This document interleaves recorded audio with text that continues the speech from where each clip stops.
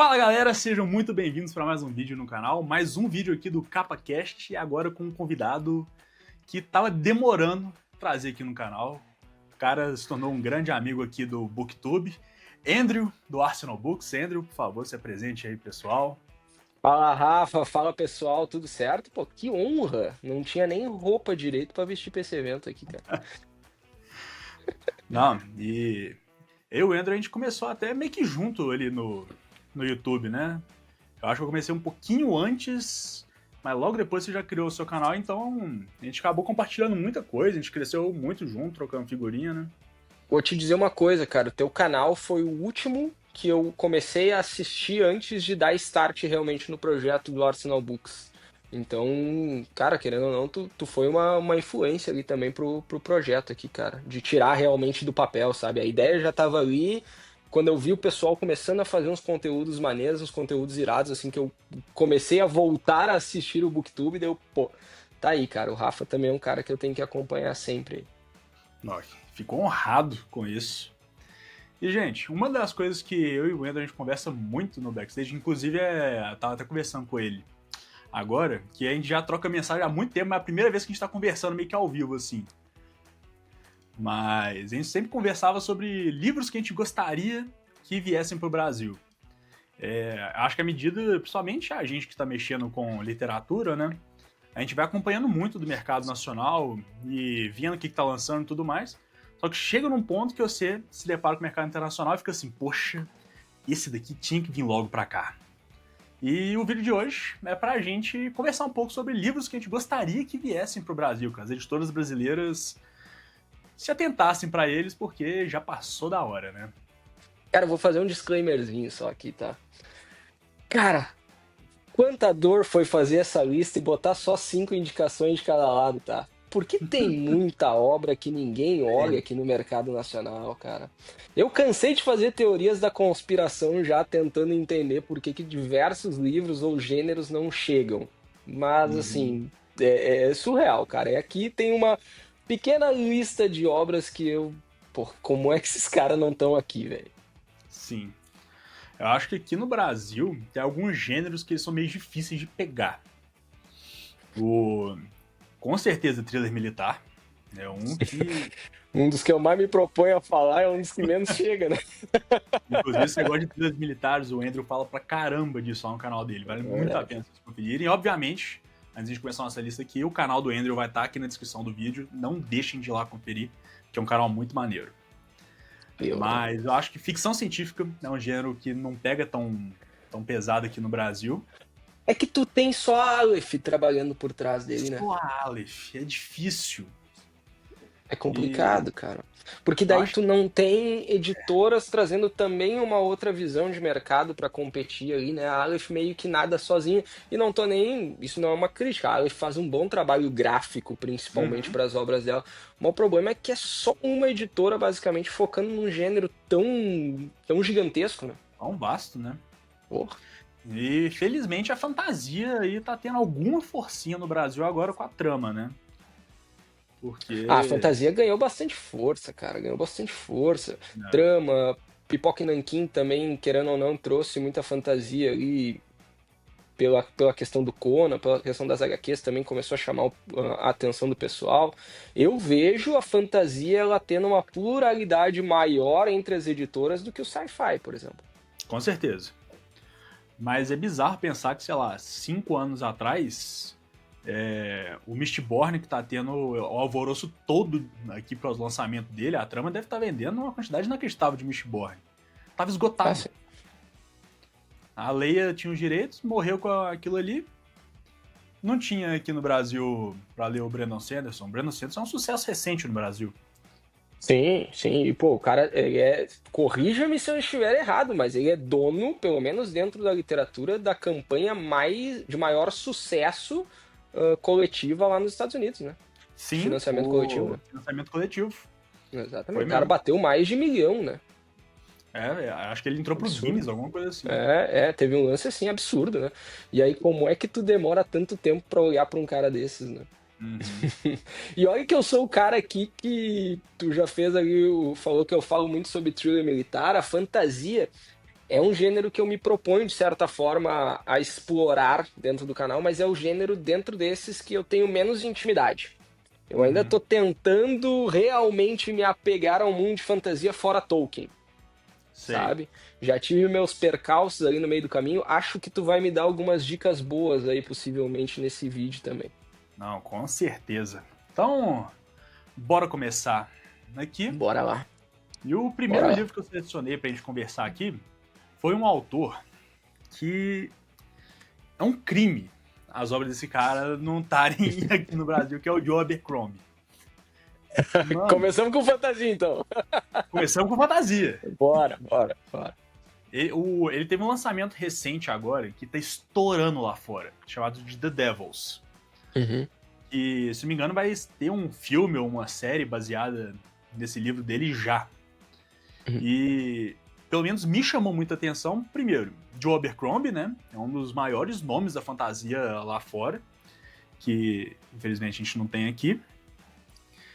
E esse livro, ele tem uma pegada de fantasia, só que ele também tem uma pegada forte no terror, que me agradou bastante.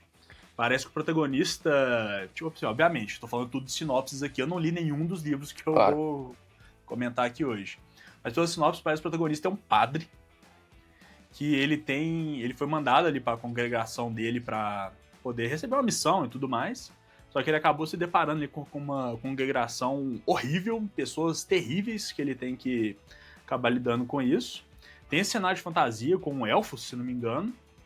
E ele é um padre que tem meio que um pacto com o demônio.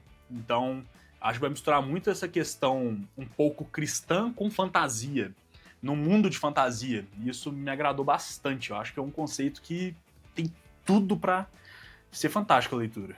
Eu vou fazer o papel meio do questionador aqui pra ti, tá? É óbvio que eu sei que nem tu nem eu lemos essas obras, mas do que tu pesquisou sobre, me parece estar bem mais pro lado de uma Dark Fantasy, né? Sim. Eu acho até engraçado que eu vou ser até bem sincero, eu não sei direito dizer, tipo assim, necessariamente que é Dark Fantasy. Uhum. Tipo assim, é aquele tipo de coisa, você bate o olho, você sabe que é. Mas Uhum. pergunta pra definir, eu tenho um pouco de dificuldade. Tá, pode crer. A Dark Fantasy, tipo assim, aí a separação que eu faço na minha cabeça. Eu gostaria de viver nesse mundo? Se sim, é Justo. fantasia. Se não, é Dark Fantasy. Justo, justíssimo, justíssimo. Eu tenho pra mim como pináculo, assim, do Dark Fantasy, aí eu vou até sair um pouco da literatura, mas eu sei que tu é o cara dos games também. Pra mim, o pináculo do Dark Fantasy é o Dark Souls.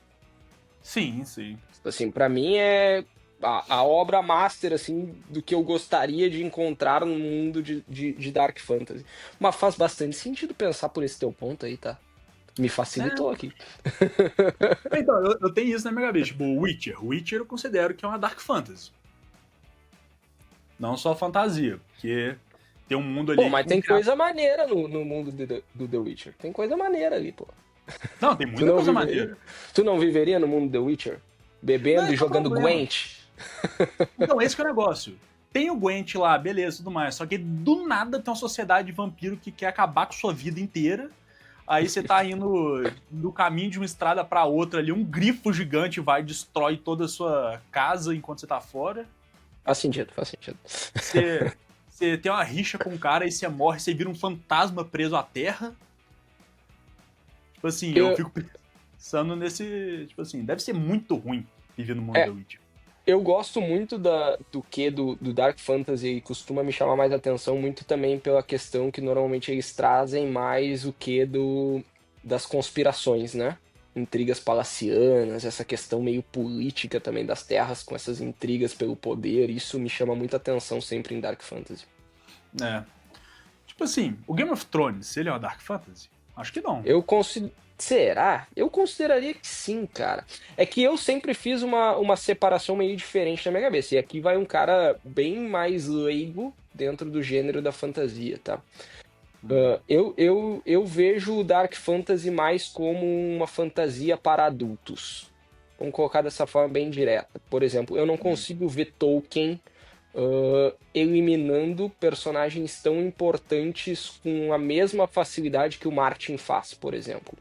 Traz um quê muito mais É difícil dizer adulto porque de forma alguma eu quero tratar a literatura do Tolkien como infantil ou infantilizada, não é esse o ponto. Mas eu acho que Uhum. ela é mais chocante, assim. Eles tomam decisões mais contraditórias. Meio que num tipo de fantasia mais clássica, na alta fantasia, tu meio que espera que o final, o teu protagonista, o teu mocinho, ele vai se sobrepor a todo o mal que ele combateu durante a obra. E a Dark Fantasy, ela te traz muito mais aquela incerteza na minha visão. Eu acho que a Dark Fantasy está mais ligada a elementos do mundo do que necessariamente a trama. Pode ser, pode ser. Que eu acho que, tipo, o Tolkien é um exemplo. O Tolkien, ele é uma fantasia, só que não é, digamos assim, é uma fantasia muito maniqueísta, né? Uhum. E por outro lado, tipo Game of Thrones. Game of Thrones, todo mundo naquele reino ali parece que é um bosta. Então, É bem verdade. É que tu traz muito mais daqueles elementos cinzentos para um mundo de Dark Fantasy, onde o bem talvez ele não seja o bem puramente, o mal ele não é o mal puramente, sabe? Tu tem mais aquela transição entre que, de novo, tá? Tô aqui, eu viajando aqui falando de fantasia, mas eu vejo muito mais por esse lado.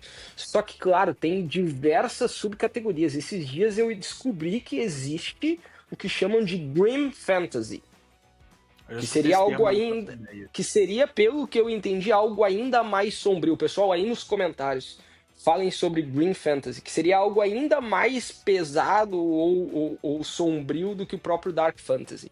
Ou, sei lá, uma vertente, um subgênero ainda dentro do Dark Fantasy. O Uhum. cara pode pirar até não poder mais por aí com isso aí, né? É. Que eu acho que essa questão até do Game of Thrones, ela tá mais ligada a ser uma fantasia moderna. Que o pessoal fala que o Tolkien é o pai da fantasia clássica e o Robert Jordan, que é o da Roda do Tempo, é o pai da Do Rod fantasia Tempo. moderna. Tá, Aí eu acho que na tá. fantasia moderna que começou a trazer essas complexidades maiores pros personagens mais cinzas.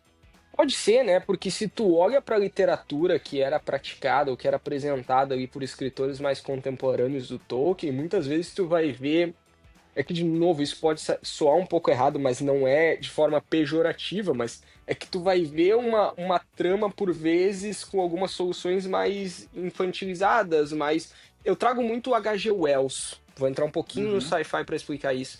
Por exemplo, o H.G. Wells, no livro O Homem Invisível, ele debate temas importantíssimos que são latentes até uhum. hoje.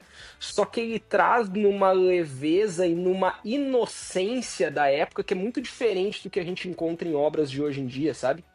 Tinha um outro tom para a escrita daquela época, assim, na minha visão. É, mas eu acho que esses autores. Eu lembro que a gente conversou muito disso, foi na discussão lá do meu clube do livro, quando a gente foi ler Drácula. Uhum. E Drácula, tipo assim, fala, nossa, é um dos grandes ícones do terror e tudo mais. Só que hoje, o nosso referencial de terror é muito mais assustador do que um Drácula. Concordo, concordo. Só que aí eu pensava com a cabeça da época. E eu acho que muitos desses autores, quando a gente lê hoje em dia, principalmente para quando a gente não tenta realmente se colocar no lugar onde ele foi escrito, que por eles terem sido os primeiros a abordar certos temas, os primeiros a fazer várias coisas, acaba parecendo que é pouco inovador, ou raso, ou O dessas clichê formas. nasceu deles, né? O clichê só veio deles porque Exatamente. deu certo, né? É que o Exatamente. pessoal usa o clichê, o termo clichê, muitas vezes como pejorativo, mas não E não é. necessariamente é. Não É. necessariamente é. E para se ter se tornado clichê, ele tem que ter nascido em algum momento. Uhum. Alguém fez o primeiro, né? E aí, a Sim, partir dali, seguiu diversas cópias ou inspirações a partir daquele evento ali, né?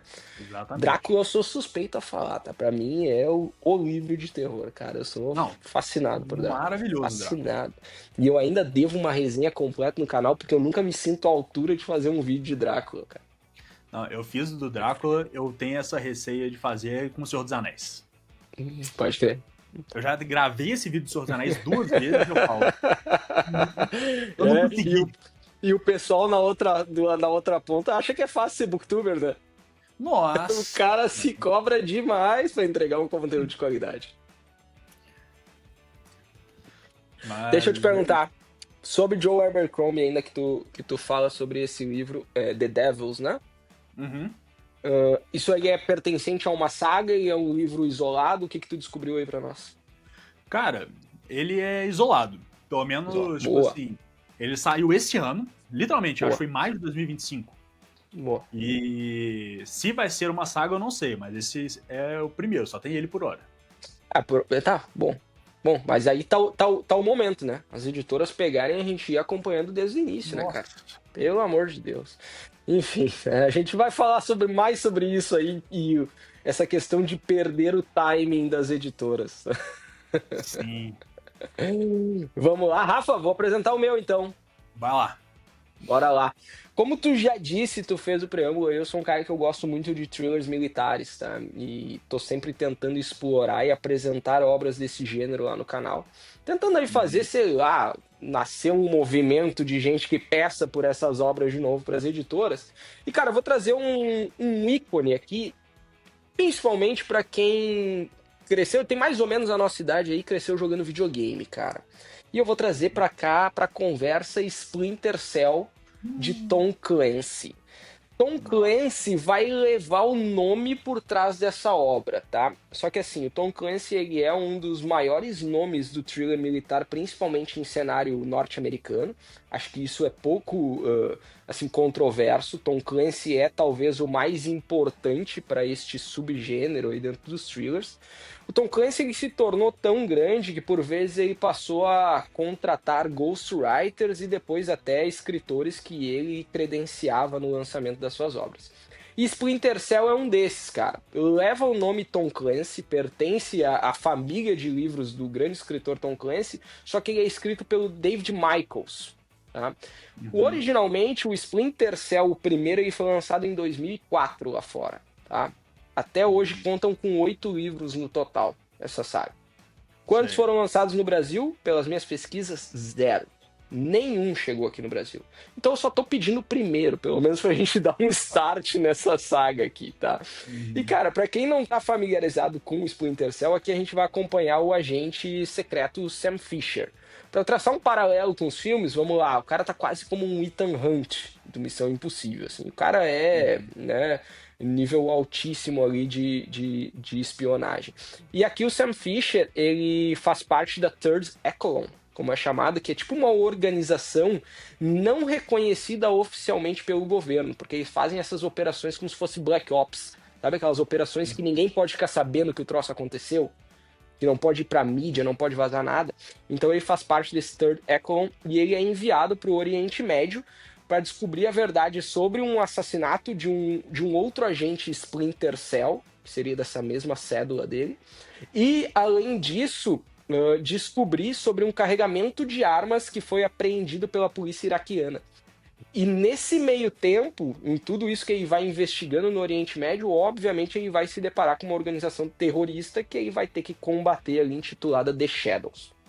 Essa é a trama, basicamente, do primeiro livro. Eles são sequenciais. Aqui a gente vai ver, desde o início ali de nós sermos apresentados ao personagem Sam Fisher, e os livros que vêm na sequência, eles são a evolução desse personagem.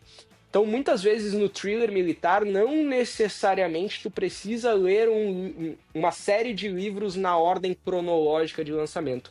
Mas aqui em Splinter Cell é imprescindível. Tu tem que ler um atrás do outro. Tá? Então eu queria pelo menos alguém olha para isso aqui e lança o primeiro para dar start nisso aqui. Os direitos de Tom Clancy antigamente estavam com a Record. Não sei mais se isso ainda é de domínio deles, né? É. Eu tenho a impressão que a Record, eu chamo de Record. Eu acho que eles estão sentando em tanta IP e não fazendo nada com elas, que devia ser um crime. Eu já vi duas situações, tá? Tem uma que tudo entra em questão de teoria da conspiração, né? Eu gosto disso, então bora lá. Mas tem o seguinte, tem essa vertente que acha que as editoras sentam nos direitos e ponto. Tipo assim, a Record era quem lançava Tom Clancy lá atrás no Brasil. Beleza, eles compraram esses direitos e agora eles não estão a fim de lançar, mas ninguém pode lançar porque tá com a Record ainda. Mas tem um porém. Até onde eu sei ou até onde eu estudei sobre, esses direitos eles são negociados normalmente por um prazo de 5 anos. Uhum. Quer ver um exemplo do que aconteceu recentemente? A Darkseid detinha os direitos de Rambo e nunca lançou. Por alguma questão mercadológica que eles entenderam que daqui a pouco não ia encaixar no cronograma deles, enfim, não sei. Eles compraram os direitos, traduziram a obra Rambo e nunca lançaram. Pipoca Nankin esperou por 5 anos até que findasse esse contrato do David Morrell com a Darkseid para então ir lá comprar e lançar o Rambo para nós aqui. Então tem essas duas possibilidades, sabe? Muitas vezes, e na grande maioria, esses contratos eles são negociados por 5 anos. O que não impede de daqui a pouco o seguinte, pô, o Tom Clancy, ou melhor, quem cuida do spoiler do Tom Clancy, porque ele já faleceu infelizmente, o cara fica negociando com a Record porque nenhuma outra editora tá mostrando interesse. Então daqui a pouco é melhor para eles ficarem renovando esses contratos de 5 em 5 anos, mesmo que a Record não vá lançar o livro, porque como não tem ninguém procurando por eles, melhor entrar esse dinheiro aqui do que não entrar nenhum. Tô viajando aqui, tá? Tô viajando aqui. Mas isso pode acontecer, tá? É. O Tom Clancy, eu já quis tanto ler coisa dele. Eu lembro que eu ficava injuriado quando era mais novo. Que todos os jogos que eu queria jogar tinha escrito Tom Clancy na capa. Eu não fazia ideia do que isso significava. A gente chamava, eu lembro que eu e meu irmão, meu irmão mais velho, a gente chamava os jogos de Tom Clancy. Esse era o nome do jogo. É o jogo do Tom Clancy, é isso aí. Saiu mais um Tom Clancy, a gente chamava assim na época. E cara, era uma dificuldade pra jogar esses jogos, porque, vamos lá, a gente, criança, não tinha legenda, muito menos tradução, dublagem, escambau. Cara, pra te entender e conseguir passar do tutorial de Splinter Cell já era um parto, velho. Já era um parto, velho. Bons tempos aqui que as coisas não eram entregues de bandeja. O cara tinha que descobrir, ia jogar RPG, era tudo em japonês. Nossa, me fala. Bons tempos, bons tempos. Tom Clancy, acho que o último que eu joguei foi o Ghost Recon Wildlands. Eu tenho esse também, cara. Joguei. Na América do Sul. Muito doido. É doido. Eu tenho minhas ressalvas com. É que o rumo que a Ubisoft tomou como um todo, assim, né? Aí a gente já entra em outra seara, mas, cara, me pega muito. Eu tenho muita saudade de jogo linear, velho. Por que tudo tem que ser mundo aberto, cara? E a Ubisoft transformou todos os jogos de todas as franquias diferentes num único modelo, né? Tu tem o Far Cry, que é em primeira pessoa. Aí tem o Ghost Recon, que é igual ao Far Cry, só que é em terceira pessoa. Daí tu tem o Assassin's Creed, que é igual aos dois, só que é medieval. Sabe? E é tudo igual, velho. Os mesmos objetivos. Escala uma torre de telefone numa, escala uma torre da igreja no outro. E é tudo igual. Pô, fico maluco isso, cara. Maluco isso. Mas, enfim, né? Aí a gente já entra em outro tema aí pra um outro vídeo no futuro. Mas tu já jogou Splinter Cell, meu querido? Splinter Cell eu joguei o Conviction só. Pra mim é o melhor, tá? Ou pelo menos foi o que mais me marcou na época. Eu tava muito no hype ali, viciadaço em videogame naquela época, 2009, 2010 ali com o Xbox 360. Conviction pra mim me marcou muito. E tem livro, tá, do Conviction. Aí eu lembro que ia lançar aquele Blacklist depois, só que eu acabei nem passando perto dele. Eu joguei e eu tenho ele aqui, mas ele não me marcou tanto. Ele é ótimo, mas ele não me marcou tanto quanto o Conviction. Mas aproveitando que a gente tá falando de videogames, eu vou trazer mais um livro aqui que eu gostaria que saísse. Na verdade, aqui agora a gente vai falar até de uma série de livros, que são os livros do universo de Warhammer. Nossa! Essa eu tenho uma curiosidade pra ti depois, manda lá. Não, então, eu joguei recentemente o Warhammer Space Marine 2. Eu adorei o jogo. Quero muito pegar esse jogo. Não, esse jogo é maravilhoso. Aí eu comecei a pesquisar um pouco mais a fundo, né? Vi que se eu fosse começar o hobby das miniaturas aqui no Brasil, eu ia ter que vender meu carro. Então, desisti dessa ideia. Mas aí eu vi, poxa, tem uns livros, né? Eu até cheguei a comprar um no Kindle, que é a saga de Eisenhorn. E é a história de um inquisidor tentando resolver ali assassinatos, coisas assim mesmo. E eu achei muito bacana, eu li a primeira história. E eu acabei pesquisando um pouco. O jogo ele nem é tão bom assim pra te expandir no universo de Warhammer. Mas você pesquisando um pouco ali por fora, o Warhammer ele é muito interessante. Porque tem livros de comédia do Warhammer, tem livros de ação, tem livros de espionagem, tem livros de thriller militar do Warhammer, tem livros mais puxados pra terror no Warhammer. Tem uma série, pra você ter ideia, de um soldado que ele é um cara mais medroso que existe. E, tipo assim, ele tá no meio da batalha lá, por acidente ele foi promovido e tá lidando com um batalhão. Só que aí aparece o inimigo lá e ele fala, puta merda, vamos fugir. Só que no que ele foge, ele fecha um rio sem querer porque o tanque entala e bloqueia o exército inimigo de aparecer ele. Nossa, você é um gênio, você é coronel agora. É a história desse cara subindo de patente por acidente, sabe? Cara, o universo de Warhammer, ele tem o seguinte, né? É meio que um esquema de pirâmide, como a gente brinca lá no grupo, né? Não tem como, né, cara? Só que tem uma saga de livros, uma saga não, né? Vamos lá, uma parte desses livros que, pelo que eu pesquisei, e o pessoal me ajudou muito lá no nosso clube de leitura coletiva, que o pessoal é fãzaço de Warhammer, que é a parte do Horus Rising. Começa com Horus Rising, aí tem o False God e depois tem o Galaxy in Flames. Então o pessoal me disse muito que eu posso ler só essa trilogia. Porque tu entra na Amazon e o negócio é o seguinte, tu entra lá e tu pega o Horus Rising, volume 1 de 56. Ah, velho, tá de brincadeira comigo, cara. Então, 56, cara. parece que tem essa série, digamos, a principal, assim, né, que é gigantesca. Mas eu já vi muita gente falando realmente, tipo assim, lê os 3 primeiros que tá legal. Só que tem esses vários histórias paralelas, sabe? Eu acho que alguém podia tentar, pelo menos, trazer uma delas aqui pro Brasil. Com certeza. Pra testar. Eu acho que ia dar certo, cara. Porque os jogos foram muito populares. Muito populares. Então, essa saga Warhammer como um todo, principalmente assim até no Brasil ela perdeu um pouco de espaço nos games, né? Mas fora do Brasil é um troço absurdo, né? É tipo é surreal. De Warhammer. Não, é surreal. Eu concordo contigo. Eu recebi de presente, e vai aparecer em breve no canal, o primeiro, que é o Horus Rising. Tem um amigo meu, o Guilherme, que ele tá me instigando a começar essa saga. Eu falei, tu quer me meter em mais um esquema de pirâmide? Mas vamos lá. Aí ele me mandou o primeiro e falou, não, lê os 3 primeiros e aí tu vê o que tu quer fazer. Então eu vou adentrar esse mundo. Eu vou nesses 3 primeiros do Horus Rising aí e depois vamos ver se a gente segue ou não. Mas é muita coisa. O Space Marines 2 eu vou jogar. Cara, vale a pena. Vale muito a pena. Jogo linear. Bom demais. Tava falando agora há pouco. Pô. Isso que eu sinto saudade. Jogar com os amigos. Split screen não, né? Mas jogar campanha junto. Porra, isso é foda. Isso é que é sensacional e a gente não vê mais hoje em dia. Mas qual deles que tu queria trazer pro Brasil primeiro pra iniciar? Cara, eu acho que se trouxesse ali essa do Horus Rising... É Horus Rising ou Horus Heresy? Acho que é Horus Heresy é o nome dessa trilogia. O primeiro livro é Horus Rising. Isso aí. Eu acho que essa ia ser boa, porque parece ser bem introdutória. Mas na época que eu tava no hype do jogo, eu vi o pessoal falando muito dessa do Eisenhorn, que é uma trilogia também.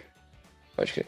Tinha que pegar esses núcleos que são fechados em não tantos livros, né? Que tu pode ler eles tão somente e tu vai fechar uma trama. Tudo bem que ela pode se expandir, reverberar de outra forma no universo, mas se ela fechar a história dela ali certinha, cara, tá tudo certo. Então, se entrar na Amazon agora, tem um monte desses livros lá que são meio que tipo... é uma trilogia, mas eles foram compilar em um livro só. Pô, imagina. E assim, eu tô com essas edições aqui, eu acho bacana. Cara, isso é um ponto, tá? Eu até queria ver a tua opinião nisso. Se a gente pegar essas edições americanas, muitas vezes, elas são mais simples, são livros sem orelhas, mas um trabalho gráfico ok, com uma arte de capa bonita e tal, mas sem muita frescura, vamos colocar dessa forma, né? Sem muito... sem muita coisa que possa encarecer o projeto, como uma capa dura, enfim. Cara, como eu queria que as editoras explorassem mais esse tipo de formato no Brasil, para ver se atraía mais gente, se tornava isso um pouco mais acessível, sabe? E daqui a pouco baixando o custo desse tipo de material, até dar uma certa segurança para as editoras de arriscar em autores que ainda não estão aqui no solo brasileiro, né? Né? Uma coisa que eu vi foi o Pipoca e Nanquim conversando sobre isso. Que o Hum. Pipoca e Nanquim é uma empresa que eu gosto bastante, mas eles sofrem Uhum. muita crítica sobre produzir conteúdo para colecionador. Então A tem um. gourmetização, né? É. Só que eu já vi eles falando que quando eles optam tipo, por colocar uma capa dura num projeto, um verniz localizado, alguma coisa assim, o custo por unidade, tipo assim, é poucos reais, sabe? Tipo assim, Uhum. não é isso que acaba atrapalhando. Eu acho que o que mais encarece o Brasil aqui é a qualidade do papel. Se a gente escolher uma qualidade de papel um pouco melhor, acaba encarecendo, porque infelizmente a gente tem o Uhum. monopólio da Suzano. Uhum. Sim, e a gente E produz o papel e compra em dólar, né? então, o preço do papel é indexado no dólar. Eu nunca vi uma loucura Exatamente. dessa. É, enfim. E outra coisa que é indexado no dólar são as licenças, né? Sim, sim. É, cara, eu sinceramente, assim, eu fico por vezes confabulando e tentando entender um pouco mais desse mercado editorial para tentar pensar em formas de daqui a pouco, sabe, mudar isso, apresentar uma visão nova. É um grande desafio, cara. É um grande desafio. Eu realmente eu fico um pouco com o pé atrás, sabe? Nesses preços que a gente tá hoje no mercado, de o quanto a gente está afastando possíveis nossos novos leitores. Com Pensa, por todo exemplo, no certeza. universo das HQs, cara. Eu não preciso nem ir para gourmetização, estilo pipoca e nanquim, capa dura, formato europeu e coisa arada. Em termos gráficos, o trabalho deles é excepcional. Mas vamos olhar para HQs de banca.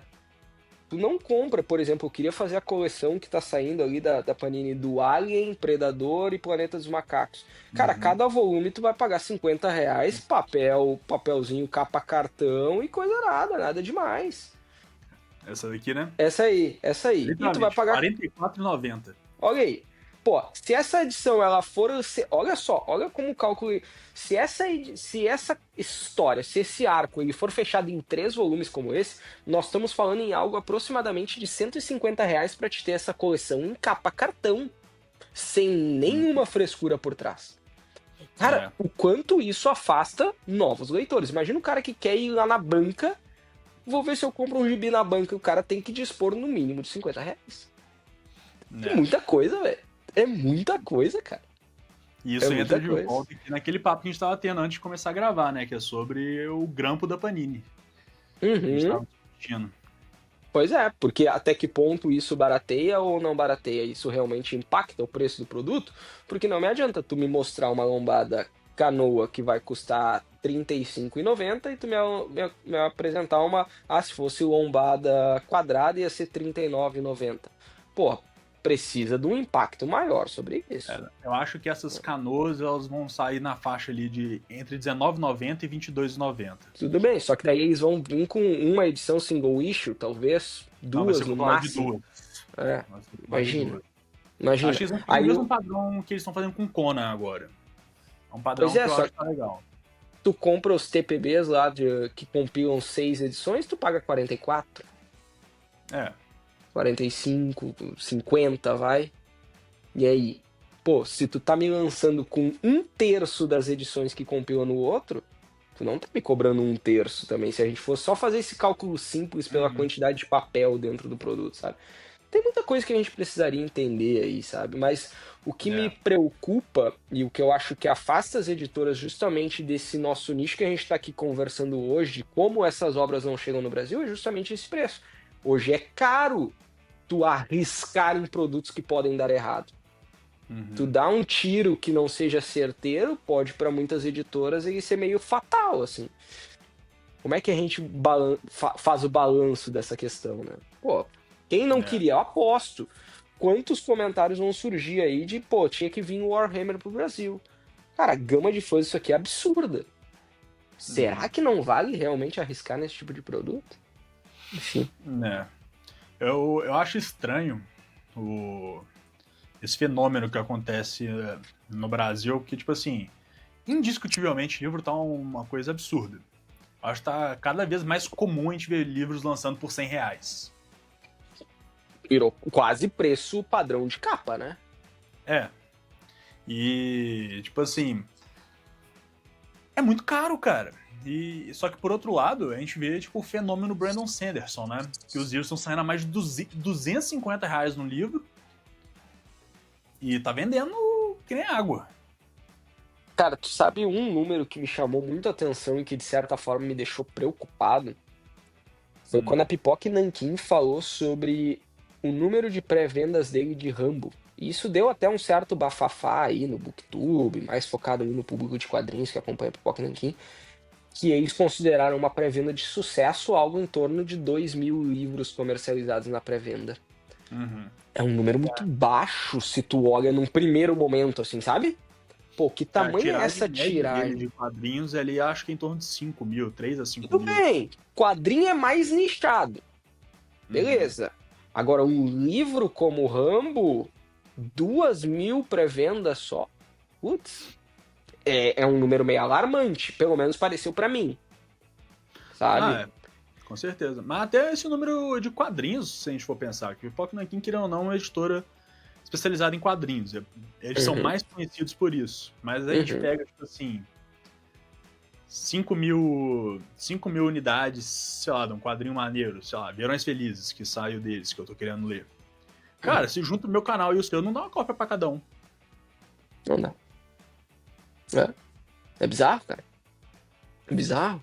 Só que aí, ao mesmo tempo, as notícias elas parecem que não se conversam. A Bienal do Livro bateu o recorde de vendas esse ano. Mas, pô, não vejo o número de leitores realmente crescer. Eu não vejo as editoras trazerem mais coisa para atender esse público. Aí tu vai ver a lista, tudo bem, grande parte livros de colorir, enfim. Não tô aqui para julgar a literatura de ninguém, cada um lê o que quer e ponto. Não tem ler certo ou ler errado.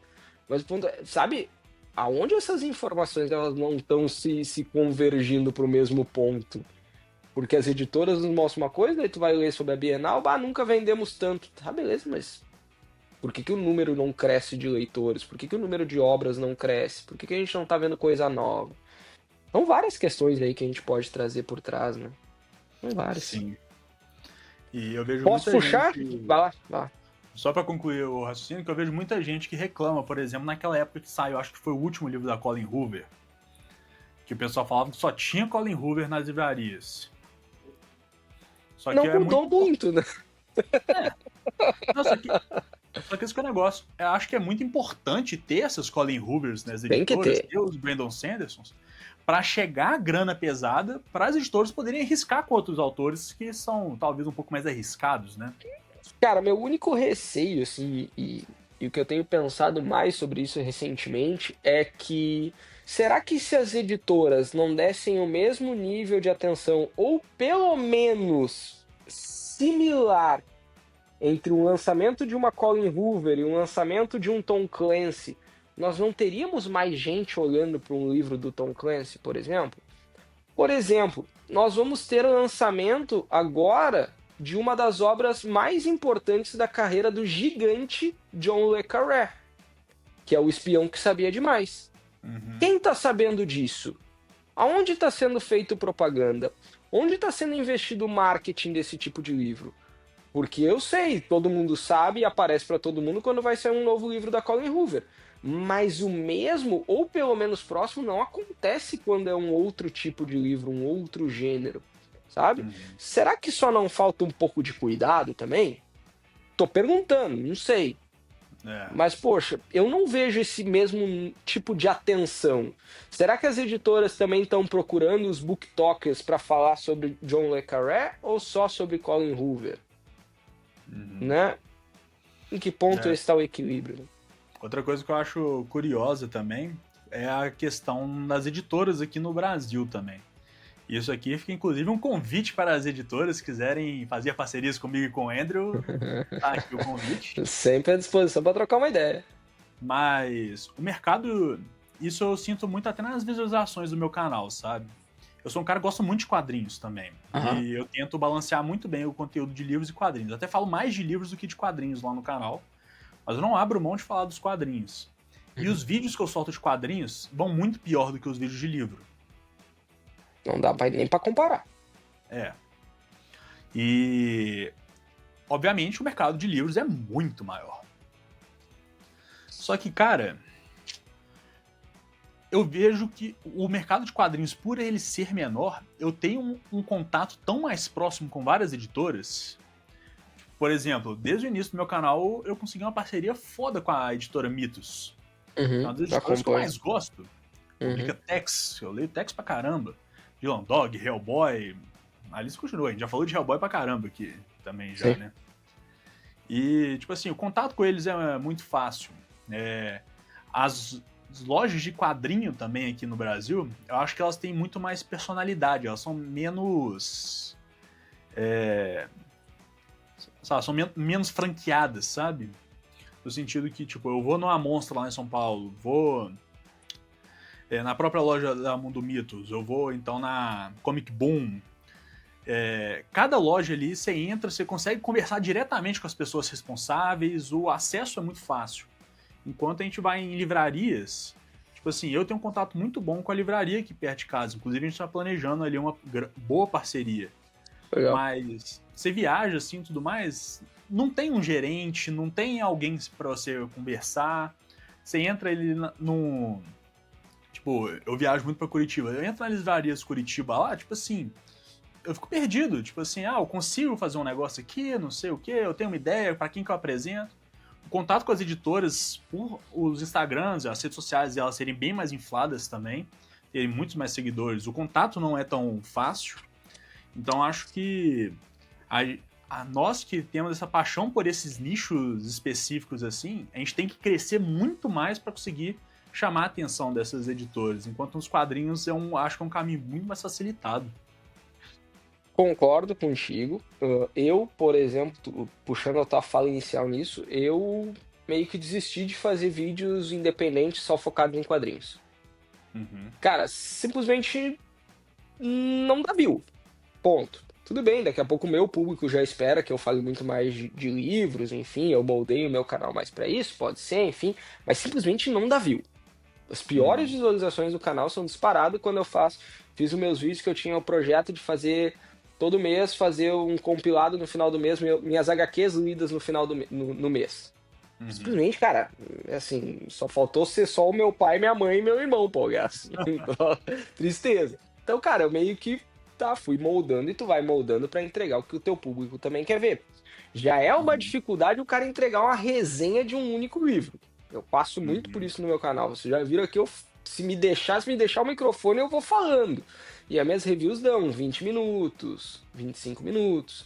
E já é uma dificuldade para te botar aquilo ali para livros. Quando fala para quadrinho, vai um nicho ainda menor. É. O grande ponto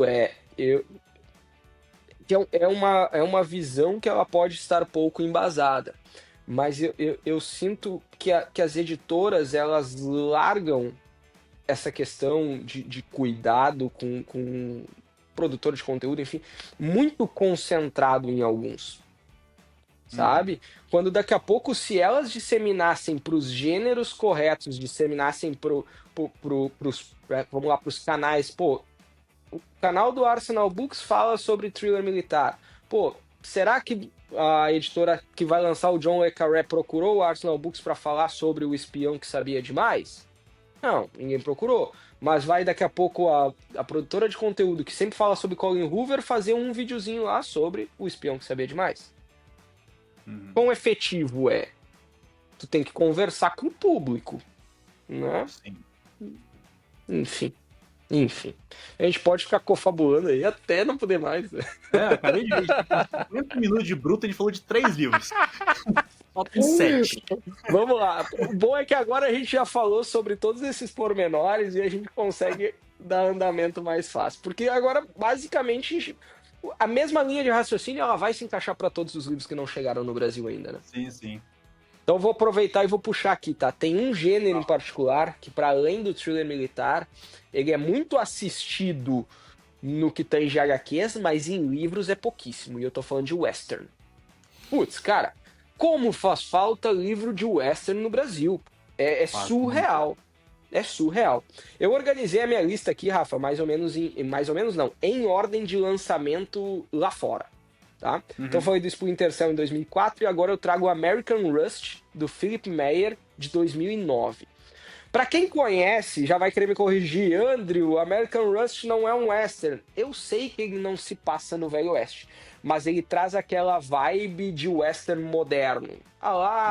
Onde os velhos não têm vez, ou quem tá mais ligado nas séries aí, me fugiu o nome da... Yellowstone, tá? Tu vai trazer essa vibe western para os tempos mais contemporâneos. E ali em American Rush, tu vai acompanhar 2 jovens em uma cidade decadente da Pensilvânia, que ela passou por uma grande crise econômica ali, alguma coisa abalou ela economicamente, então ali é uma cidade muito pobre, tá? E esses jovens, eles sonham em escapar dessa cidade para ter uma perspectiva de vida melhor. E o Isaac, que é, vamos lá, colocar como a figura mais central da narrativa, ele tem um background de perdas familiares, assim, uma vida bem sofrida antes, vamos colocar dessa forma, tá? E quando ele tenta, junto do amigo dele, Billy, abandonar ou sair dessa cidadezinha na Pensilvânia e tentar essa vida melhor, uma outra tragédia muda completamente o rumo dessa jornada. Tá? E aí ali eu acompanhei muito booktuber gringo falando sobre essa obra, e eles colocam ali muito que nesse romance tu vai ver ali a questão da desconstrução do sonho americano, tu vai ver questões abordadas sobre crise econômica, então para mim e para ti que trabalhamos com o que de mercado financeiro já traz também um interesse sobre, né? Vínculos de amizade, amor, lealdade, essas coisas todas vão permear essa trama que se passa aí num western moderno, tá? E o Philip Meyer, cara, ele é um escritor bem consagrado, vamos colocar dessa forma, lá fora, tratando sobre esse tipo de tema, tratando sobre esse tipo de gênero, sabe? Ele tem outras obras lá fora muito bem faladas. Eu trouxe American Rust porque é muito possivelmente a que eu tô mais próximo de comprar, mesmo na versão gringa. Ele tá com um preço bacana na Amazon, já tô namorando há um tempo, e American Rush logo mais deve estar aqui na coleção. Boa. Cara, uma das coisas que eu mais adoro é o western. Eu acho que o gênero de quadrinhos que eu mais leio é o western. E de filme nem se fala. E inclusive eu vou trazer um western aqui pra gente conversar, que é o The Virginian. Você já ouviu falar desse? Já ouvi falar, cara, já ouvi falar. Tem muita gente que debate se ele foi ou não o primeiro livro de western, como a gente conhece o western hoje em dia. Que ele foi lançado em 1902. Ai. É velho. E aqui é tipo assim, eu acho que eles cairia ali um pouco naquela história que a gente conversou no início aqui do Drácula, sabe?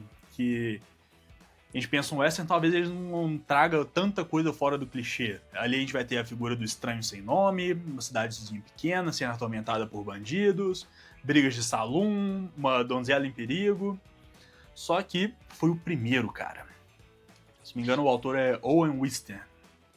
E, poxa, é um daqueles livros que é tão importante para a história de um gênero. Tinha que estar disponível aqui pra gente. Aqueles livros que marcam... Cara, vamos lá. O western, ele é não só, principalmente na literatura, mas principalmente no cinema. Ele é um dos gêneros mais importantes para a popularização de uma mídia tão fantástica quanto é o cinema. Né? E isso se expande, obviamente, para outras mídias de arte também. Não ter um volume de westerns, pega esse The Virginian, por exemplo, é quase que como o pontapé inicial dessa literatura. Porque se a gente parar para pensar na época que foi lançado, cara, iniciozinho do século XX, o Velho Oeste, ele ainda existia, cara. O Oeste selvagem ainda estava lá. Tu tinha aquela separação na sociedade norte-americana, que tu tinha o Oeste selvagem e o Leste com megalópolis. Nova York já era Nova York, né? Então, é um autor que cresceu e viveu aquele meio ali. E tu não ter esses caras, tu não ter autores contemporâneos, sabe? Como é que tu deixa escanteado um gênero tão importante pra nós, cara? Quem não cresceu vendo western? Quem não cresceu... Pô, meu formador, eu, Andrew, fui formado como leitor, fui forjado por Tex. Tex é quem fundamentou minha base pra eu ser um leitor hoje em dia, tranquilamente. E o gênero western, ele é muito emblemático, tipo assim, mesmo se uma pessoa nunca assistiu um filme de western, coisa assim, ela sabe quem é o Clint Eastwood, ela sabe reconhecer cenas de filme de western. Tá no imaginário popular, cara. É aquela coisa que a gente não dissocia mais, sabe? Tá na cultura pop. Tu pode não ver filme de western. Ah, eu não gosto. Mas tu tem construído na tua cabeça cenas de duelo. Não tem como. Todo mundo tem. Sabe? Porra, E aquela coisa, eu acho... The Virginia. E esse livro tu já pesquisou se ele tem disponível fácil pra comprar do inglês mesmo? Tem uma versão que saiu, acho que ano passado, inclusive. É um livro popular pra caramba lá fora, né? E isso não tá em domínio público. Então, tá disponível no Kindle. Dá pra pegar. Tá bom. Aí que tá. Tá em domínio público e nem assim chega. E aí tu vê trocentas mil edições de 1984 sendo publicado por todas as editoras. E ninguém olha pro The Virginia. Né? E eu acho que, fazendo só mais uma última divagação aqui, eu acho que as editoras, elas são meio míopes em questão do que tá saindo em outras mídias.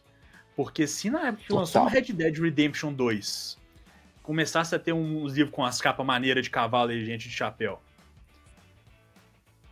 Cara, total. Eu vou usar isso como trampolim pra explicar minha última escolha aqui da lista, cara. É absurdo como nós brasileiros não conseguimos aproveitar o hype de algumas coisas. É bizarro. Bizarro. Aqui pro próximo? Vai? Bora lá. Eu vou trazer uma obra lançada originalmente em 2010 chamada Slow Horses, do Mick Herron, tá? E por mais que possa parecer por ter horses no nome, não é um western, tá? Não, mas não é um western, tá? Aqui a gente tem um romance de espionagem que ele gira em torno de uma equipe do MI5. Só para contextualizar rapidinho, o MI5 é aquele... vamos lá, é uma cédula do governo britânico que cuida de... tipo contra-espionagem. Eles vão detectar e caçar espiões em território britânico.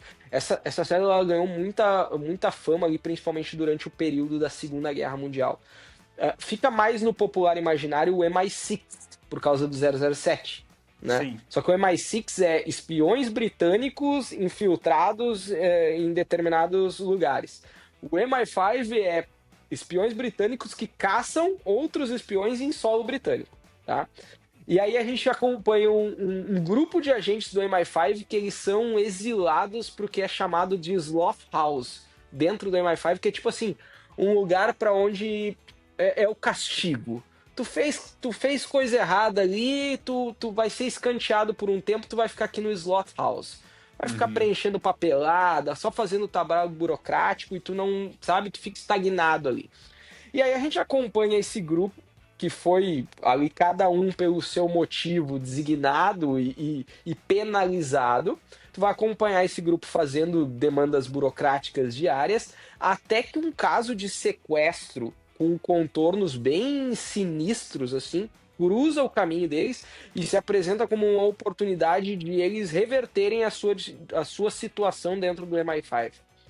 Tá? Então tu tem toda uma questão de thriller, de espionagem ali e investigação de um crime. O grande ponto para mim que me chama muita atenção do Slow Horses é que, se eu não me engano, ou já ganhou ou está para ganhar uma adaptação pela Apple TV, se não me engano. Tá? Então tá aí o momento, editoras, olhem para este livro. E, cara, é a questão justamente do MI5. Eu vejo pouco ser explorado essa questão dos contra-espiões, sabe? E me chamou muita atenção quando eu li esse ano O Buraco da Agulha, do Ken Follett, porque Tava pensando nele. a gente tem um núcleo de personagens ali que se passa dois investigadores do MI5 que estão correndo Uhum. atrás do espião alemão em solo inglês, né? E, cara, eu fiquei muito fascinado por entender mais desse contexto do MI5, sabe? E aí tá uma boa opção, cara. Slow Horses, do Mick Harron. Não, bom demais. Livro de espionagem falta, né, cara? Poxa. Cara, é que espionagem ele conversa muito com o thriller militar, né? Sim. Ele tem uma conexão próxima, né? Pô, não é fácil tu conseguir acessar os livros do maior espião de todos os tempos, que é o 007, quem dirá dos outros, né? Espionagem aqui no Brasil, eu acho que o nome mais fácil é o Follett mesmo, né? E o Follett ele vai transitar muito, né? Porque o Follett ele é majoritariamente um cara que vai nos apresentar ficção histórica primeiro. Uhum. Depois tu vai ir para um quê de espionagem, e tem bastante obra um quê de espionagem com esse contexto histórico, mas eu classifico o Follett até mais como ficção histórica do que como um cara de thriller É, de espionagem. também. Mas bora lá. Vou colocar aqui uma série de livros, que, se não me engano, é uma trilogia lá fora, mas essa não tem esperança nenhuma de sair aqui no Brasil. Mas como eu queria. É uma série de fantasia, mais uma aí, fantasia, que se chama A Saga de The Powder Mage, como se fosse o Mago da Pólvora. O primeiro Ah, livro da série chama Promise of Blood. Eu nem sei o nome do autor, mas a capa é muito maneira. não julgue o livro pela capa, Rafa. Eu julgo, julgo muito, Mas nossa senhora. total, total, total. O nome do meu canal, inclusive, é por causa dessa brincadeira. O... Mas eu acho que esse livro de fantasia seria o que você ia adorar, Andrew. Porque é um livro que mistura toda essa questão de fantasia, tem a magia e tudo mais, porque o sistema de magia desse mundo é voltado para as armas de fogo ali. Os magos usam magia nas pólvoras, coisas assim, que criam as munições. Só que é um livro de fantasia militar. Porra. Intriga de reinos, aquela coisa bem de campo de batalha mesmo, exército se movendo. Tô pesquisando neste momento. Ó, Promise of Blood, você vai ver que a capa é muito maneira. Promise of. Vamos botar aí na edição pro pessoal ver, né? Deixa eu Com ver certeza. junto com vocês isso daí. Power Mage Trilogy. Pô, só o livro 1 não tá abrindo a capa aqui. Porra, iradíssimo. O cara sentado no trono? Uhum. Porra. Como é que é o Vai, nome do autor? iradíssimo. É o. Calma aí. Brian McClellan. McClellan. Brian Brian McClellan. McKinnon. É isso aí. Cara, É uma trilogia, cara. Uma trilogia. Book One of the Powder Mage Trilogy. É isso aí. eu acho que o primeiro tá em promoção no Prime Day e eu tô me coçando pra comprar esse troço. Tô vendo ele aqui por R$ 83. Não tá com tanta Nossa, promoção não, tá? 10% de desconto só. Ou a é, não ser que tenha acabado. Tenha sido aquelas promoção com quantidade limitada, pode ser. é verdade. Eu acho que ele tava com 15%, alguma coisa assim. Pode ser, tá 83. Cara, pra livro importado não é um preço absurdo não. Tá no preço ok até. Tá no preço bom, tá no preço bom. Mas no primeiro ano do Pela Capa, eu fiz um vídeo sobre obras que eu gostaria que viessem pro Brasil. Nossa, isso aqui Algumas vai que eu pra mesmo lista vieram. fácil. Oi? Isso aqui tá indo pra lista fácil, tá? O cara Uhum. tá sentado num trono com um puta do livro, com uma baioneta na ponta, porra, vai Não, e pra tem toda lista. essa estética, tipo assim, é meio futurista, só que com as armas meio Winchester. É um negócio Porra, muito legal. sensacional, sensacional. E tu sabe mais alguma coisa sobre a trilogia? Sem nada. Eu gosto da capa. Nós estamos no pela capa, nós temos que julgar pela capa, é isso aí. Com certeza. Não, mas é isso mesmo. Parece que é um universo de fantasia ali, mais puxado pro Dark Fantasy mesmo. Legal.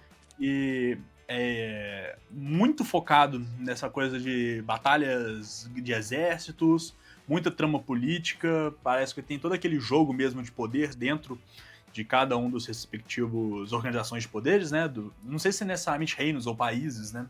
Uhum. Mas que acontece tudo. Eu sei que tem um quê de espionagem também.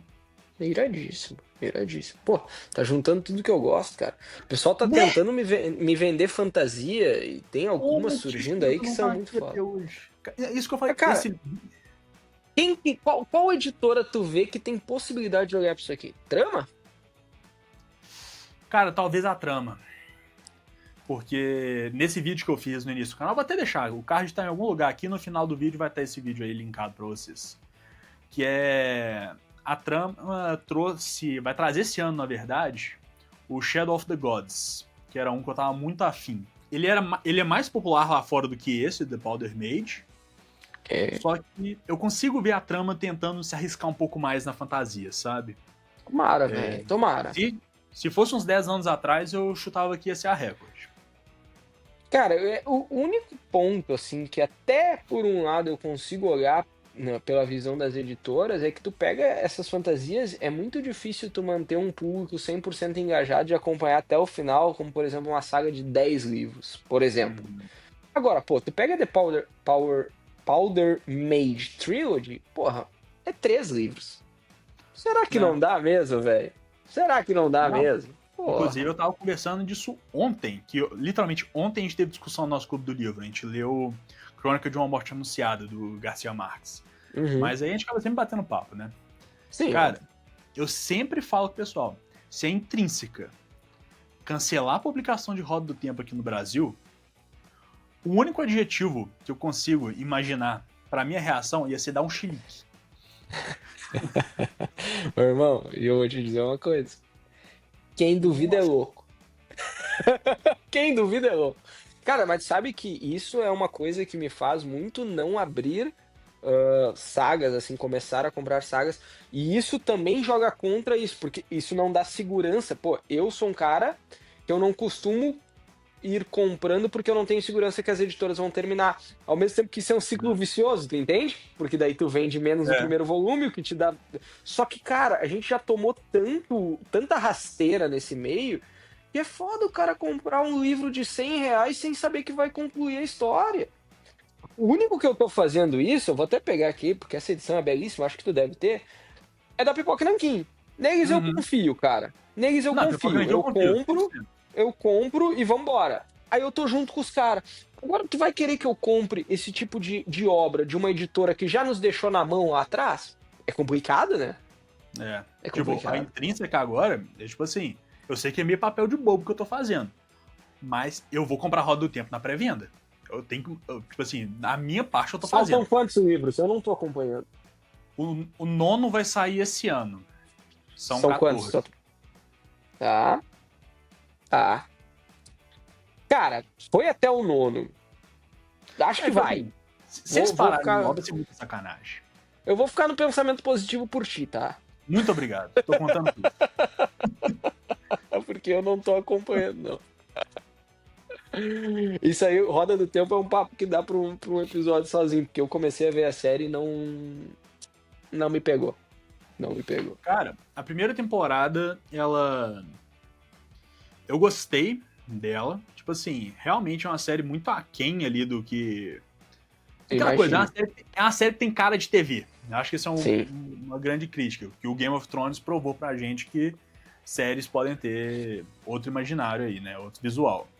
Mas, cara, melhora tanto na segunda e na terceira. É. Cara, eu vou Inclusive te de dizer, eu tenho um problema com aquela atriz, a loira, aquela. a Não, loira. não, é a.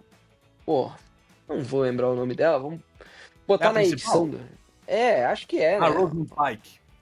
Esse cara, pá, eu tenho um problema com ela. Ela tem aquela cara de bunda em todos os papéis que ela faz. Eu fico, pá. Não, cara, eu gosto dela. Não, eu gosto muito dela. Cara, ou talvez ela tenha, porque assim, ela tenha pintado tão bem o papel dela de vilã em várias obras, Não, sabe? quem assistiu aquele lá do com Ben Affleck, que é O Garoto Exemplar, Garota porra, Exemplar, e véi, não ficou com ela, puta, é maluco. véi. Só que daí também, ok, reconheço, talvez isso seja um aspecto positivo da interpretação dela, mas cara, eu olho aquela mulher, eu falo, meu Deus do céu, quando é que vão pegar essa mulher aqui? Porque ela tá mentindo, tá na cara dela que ela tá mentindo. Então, a Moraine na série é uma das personagens mais interessantes, assim, sabe?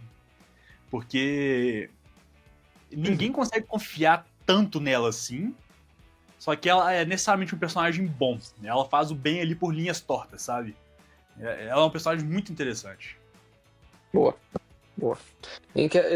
Tem que dar uma segunda chance. Vamos ver. Pode que eles cancelaram a série, né? Cancelaram a série? Cancelaram. Eu nem tava sabendo. E sabe o que é o bizarro?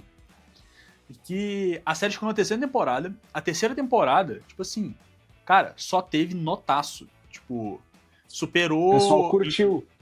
Muito. Em questão de nota por episódio, superou, assim, o House of the Dragon, superou algumas temporadas de Game of Thrones. Tipo assim, foi muito bom. Esquisito, né? Só que foi e cancelou. Eu acho que a Amazon tava, tipo assim, tava investindo, e eles já estão com Anel de Poder, 2 séries de fantasia, que são séries que eu acho que já são mais caras por natureza, né? Pois é. Bom, enfim. Né? Não é só nos livros que a coisa é cancelada no meio do caminho, né? Sim. Vou puxar mais um então, meu querido. Vai lá, é o seu último, né? Não, tem mais 2 aqui, pô. Tem mais 2, então me perdi. Tem mais 2. Mais aqui, 2. pô. Isso, eu tenho mais dois. Vamos lá, cara. Eu vou puxar um que provavelmente tu conhece, provavelmente tu jogou. Vamos voltar pro tema de videogame, porque em 2010 foi lançado Alan Wake, cara. Alan Wake e o livro escrito pelo Rick Burroughs. Confesso que não conheço a literatura do cara, não faço nem ideia do que ele fez fora Alan Wake. Só que aqui é a adaptação do primeiro jogo pra livro, cara. O primeiro jogo pra mim foi muito marcante naquela época do 360, assim, sabe? Foi um jogo que eu curti demais. Inclusive. Cara, eu tô, assim... Ó, posso estar dando spoiler do que vai acontecer no futuro. Entre o dia 15 e dia 16, eu tô... Uma das minhas compras que eu quero fazer, ou a compra que eu quero fazer na Amazon se entrar em promo, é o Play 5. E aí eu quero pegar esses remaster aí pra jogar de novo. Mas o Alan Wake, cara, foi um jogo que me marcou demais. Demais mesmo, assim. Eu gostei de tudo nele, sabe? Porque naquela época eu tava muito mais engajado no gênero do terror. Hoje eu já me afastei um pouco dele, embora eu ainda goste. Mas, cara, eu era fanzaço de King. Hoje eu já tô mais afastado do King. Acho que King, sei lá, as obras novas do King eu não sou muito mais fã. Então, assim, eu fico só na velha guarda dele. Mas eu tava muito imerso naquele universo. E aí tu tinha um personagem que trazia essa bagagem de ser um escritor de terror, aquela coisa toda. Tu trazia uma ambientação que homenageava Silent Hill, que eu joguei demais quando eu era pequeno. Sabe? Tu ia pra cidadezinha ali de Bright Falls, e aí tu começava a investigar tudo que acontece. Porque pra contextualizar o pessoal que não jogou, não sabe nada de Alan Wake, tá? O Alan Wake, ele é o nosso protagonista, ele é um escritor que no primeiro jogo ele tá em crise criativa, tá com bloqueio, não consegue mais escrever. E aí ele viaja pra cidadezinha de Bright Falls. Só que nessa viagem acontece uma ação misteriosa ali, que a esposa dele, a Alice, ela some, né? E aí começa a investigação, e quanto mais o Alan vai investigando tudo aquilo, parece que ele vai adentrando num mundo de um livro que ele não parece se lembrar que ele escreveu, talvez. Um troço muito louco, sabe? Um troço muito louco. E, cara, junto com o filme, com o jogo, saiu o livro. Né? Até esse livro, ele vinha numa edição de colecionador na época. Junto do... Nossa, eu queria essa edição, e, cara, meu Deus. Irmão, tá à venda, tá? Uns 90 pila tu pega na Amazon, Alan Wake. Não quero dizer nada. Não quero dizer nada. O jogo, né? Não, o livro. Cabana, o livro, tu pega por uns... Tá entre 90 e 100, pra não falar absurdo aqui, não dar informação errada. Neste momento que estamos gravando, tá entre 90 e 100 reais, cara. Tá acessível. E esse, cara, se a gente já perdeu o hype desse livro chegar, obviamente, junto com o jogo, lá em 2010, nem se fala, né? Mas a gente perdeu de novo o hype porque recentemente foi lançado o Alan Wake 2, que eu quero muito jogar, inclusive. E mesmo assim a obra não foi lançada. Então aqui, com certeza, da lista que eu apresentei, é o que eu tenho menor expectativa de longe disso aqui dia ser traduzido para o português. Tem muito... Eu lembro que teve uma época, teve uma grande enxurrada de livro de videogame. Tipo assim, Resident Evil lançava mais livro do que jogo. Não, aqui. Até perto aqui. Resident Evil tem esses aqui. Foram 7. Sim, pode crer. Já li o 1 e o 2. É difícil de achar essa bosta aí. Eu queria procurar, é difícil. É. Aí eu tenho mais 3 aqui, olha só. Eu tenho o do Uncharted, que saiu, legalzinho. Esse daqui, Tomb Raider, que eu ainda não li. E esse aqui, que é uma das melhores coisas que eu já li derivado Cara, de jogo. esse eu queria demais. Eu não acho esse livro, cara. Eu sou Cara, apaixonado por BioShock, velho. isso aqui é incrível, Apaixonado. Como não sai mais BioShock, meu querido? Como não sai mais? né? É impressionante, cara. É Tava tendo uns impressionante. rumores aí que ia sair mais um, que ia ser a Cara, cidade embaixo da Terra, mas... eu confesso pra ti que eu tenho bastante receio sobre esses livros derivados, assim, de videogames e tal. Uhum. Mas tem alguns, assim, que me chamam muita atenção, como foi o caso de Splinter Cell e esse Alan Wake, cara. Eu queria muito ter isso na coleção, assim, sabe? Se traduzido, melhor, mas eu vou ter que ir pro inglês neles mesmo. Não vai ter jeito, cara. Não vai ter jeito. Uhum. Porque de novo, aquilo que a gente já falou. Se as editoras já perderam esse hype, já perderam o momento de lançamento dessas obras em outras mídias, isso aqui é zero chance de vir pro Brasil, cara. Zero chance. Praticamente zero. É uma tristeza. Manda lá a tua última, meu querido. Minha última é um fenômeno que está acontecendo nos Estados Unidos. É uma série de livros aí que eu tô vendo todos os booktubers gringos comentando sobre ela, que é um nome que até eu me travo toda vez que eu falar, que é Dungeon Crawler Call. Que... Não, é um trava-língua esse troço. Porra, é que o Crawl é foda, né? O Crawler... O Crawl, porra. Mas, cara, é um livro meio de distopia pós-apocalíptica, assim. Uhum. O mundo foi completamente dominado e destruído por invasão alienígena. Bora alienígena, velho. E o que restou da humanidade está sendo obrigada a sobreviver em alguns jogos numa pegada meio... Sabe como é que eu posso dizer assim? Tipo, Fall Guys, assim, sabe? Hum. Tipo O assim, jogo? é. Que Que loucura é tipo assim, essa? é sendo obrigado a participar em, tipo assim, num reality show de sobrevivência. Um round six, assim. Tipo isso, só que é aquela coisa com armadilhas e coisas Tá, assim, não é necessariamente entendi. passar de uma prova. Aham. E aí eu tenho o protagonista que é o Core, que ele tá preso dentro desse reality show, tentando sobreviver. Só que junto disso, ele tá preso com o gato persa da ex-namorada dele, que os alienígenas deram um jeito desse gato conversar. Então, é uma história, tipo assim, aparentemente é muito engraçada. Tá. Tipo, tem cenário pós-apocalipse, só que tem um tom de comédia muito grande e traz ali coisa diferente, né? Tipo, Isso, eu isso é acho raro. americano? Isso é Eu acho que é americano? americano. Porque tem muito vibe de uns mangá japonês, assim, né? Tem, nossa. Cara, mas você tem ideia? O sucesso é tanto que já tá no 7º livro lá fora. Tá maluco, velho. Tá maluco. Aí, tu tá querendo que as editoras venham aqui lançar 7 livros? Eu quero pra ontem. Mas esse, sem brincadeira, eu acho que de todos os que eu trouxe aqui hoje, o do Joe Abercrombie, lá, o The Devils, e esses são os que tem mais probabilidade de vir. Pode crer, pode crer. Esse tá explodindo muito lá fora. Tá, tipo É, assim, cara, todo porque mundo se a falando. gente pensar, o Warhammer passou o hype já. Não tem Já não nenhum dá. hype vindo, a não ser que Powder venha um Mage, ninguém sabe filme, se alguma coisa. existe. Powder Mage nunca foi visto, né? Pô, é triste, né, velho? E o da Triste. Virginia não veio até hoje. The Virginia até em domínio público deve estar e ninguém traz, né, velho? Nem royalties eles precisam pagar e não trazem, imagina.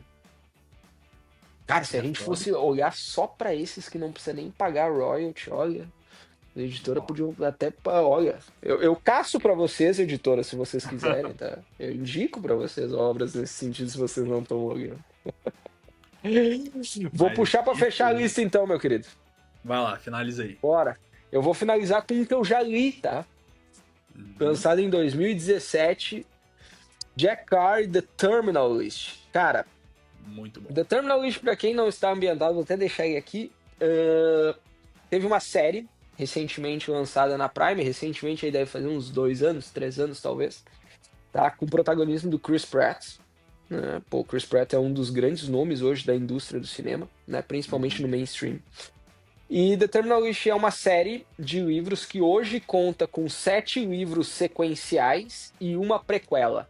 Tá? Então, na saga toda The Terminal List, elas são 8 livros no total. E aqui a gente vai acompanhar o James Reese. Nós vamos entrar no gênero do thriller militar de novo.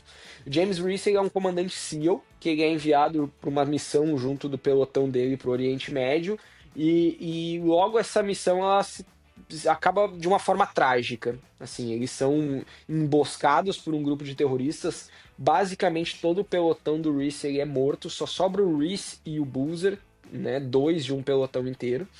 E o Reese ele começa a desconfiar que talvez isso não tenha sido um infortúnio, mas sim tenha sido uma emboscada tramada para eliminar o pelotão dele todo.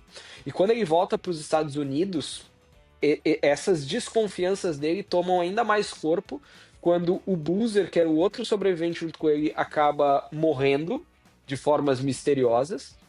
E aí não é spoiler, tá, pessoal? Isso aí é trailer, é sinopse do livro. A família do Reese acaba sendo morta no processo. E aí, cara, o Jack Carr, que é o escritor, ele convida vocês a adentrar o inferno da vida de James Reese. Porque aí o James Reese é um Navy SEAL treinado, um dos caras mais, assim, né, no auge da carreira dele de Navy SEAL. O cara não tem mais nada a perder e ele vai até o fundo do poço para desvendar o que de fato está acontecendo aqui. Por que de fato o pelotão dele foi morto e principalmente por que a família dele também foi. Cara, aqui é uma trama de vingança, crua, reta, direta. Jack Carr não poupa o leitor, velho. Não poupa. Quando ele tem que mostrar cenas pesadas, ele vai firme. E, cara, tu anseia por cada página pela vingança final do Reese. Que não tem como tu não te compadecer do cara, sacou? Tudo que o cara passou, tudo que o cara perdeu. A trama de vingança, ela tá pronta. Tu só quer ver umas palavras habilidosas por parte do escritor pra te deleitar com essa vingança do James Reese. Cara, a partir daí, eu só li o primeiro livro, tá? Que é o que eu tenho aqui. Eu tenho um outro livro da série, mas que é o 5º na cronologia, eu não consegui pegar o resto ainda pra ler. A série, ela ganhou tanto destaque na Amazon Prime, e principalmente um dos personagens que aqui em tese ele é mais secundário, que é o Ben Edwards, ele ganhou tanto destaque na série que foi produzido e vai ser lançado agora em agosto, na Prime Video, uma prequela, que vai ser The Terminal List Dark Wolf, que vai contar a vida deste personagem que em tese é secundário na narrativa. E, para além disso, já está gravado também a 2ª temporada, que vai adaptar o 2º livro. Tudo isso para dizer o seguinte: uma das séries de maior sucesso da história da Prime Video, e nem assim chegou no Brasil. O que mais precisa ser feito para as editoras olharem para esse tipo de literatura, assim como é Jack Reacher, por exemplo? Eu não sei mais. Os caras estão estourando em visualização e streaming e ninguém olha para esses caras aqui no Brasil. É meio bizarro. Tu conheceu? Tu assistiu Terminal List? Não, ainda não. Já ouvi falar muito bem. Tem um monte de livro do Jack Carr na minha lista de desejos. Que... Cara, eu nunca escutei ninguém tendo crítica negativa de livro desse cara. Muito bom, velho. Muito bom. Atesto esse aqui, tá? Tem resenha completa no meu canal. Assisti. Que daí eu aprofundo mais. Eu aprofundo um pouco mais lá, cara. E o Jack Carr, eu acho que é o cara que ele tem as influências corretas, entre aspas, vamos colocar dessa forma, pro gênero que ele escreve. Uma das grandes inspirações dele é David Morrell, escritor de Rambo. É sensacional isso aqui, cara. Sensacional. Muito foda. É isso aí. Mas bem, gente, depois de muito devagar e fugir da pauta, conseguimos assim aí bom, começar. Né? Cara, tu vê que o vídeo é bom quando o bate-papo flui solto e sem amarras. Aí tu vê que o troço é de qualidade. Sim. É isso aí. Conseguimos, felizmente. Gente, mais uma vez fazer um convite para vocês se inscreverem lá no canal do Andrew. Inclusive, vai sair o vídeo lá, simultâneo a esse, de 10 livros que a gente gostaria que fossem republicados no Brasil. Então, você acabou de ver, você já vai lá, que já tá online. E, gente, você quer uma palavra final aí, Andrew? Pô, cara, só agradecer o espaço. Finalmente a gente tá trocando uma ideia, realmente aí, fazendo um material em colaboração sensacional. Como eu disse, devo muito também ao Pela Capa, por ter dado também esse start no projeto Arsenal Books, tirar do papel. Tamo junto, conta comigo porque tu precisar aí, e eu sei que eu posso contar contigo aí desse lado também. Tamo junto demais, meu cara. Gente, Valeu. o vídeo fica por aqui e até a próxima.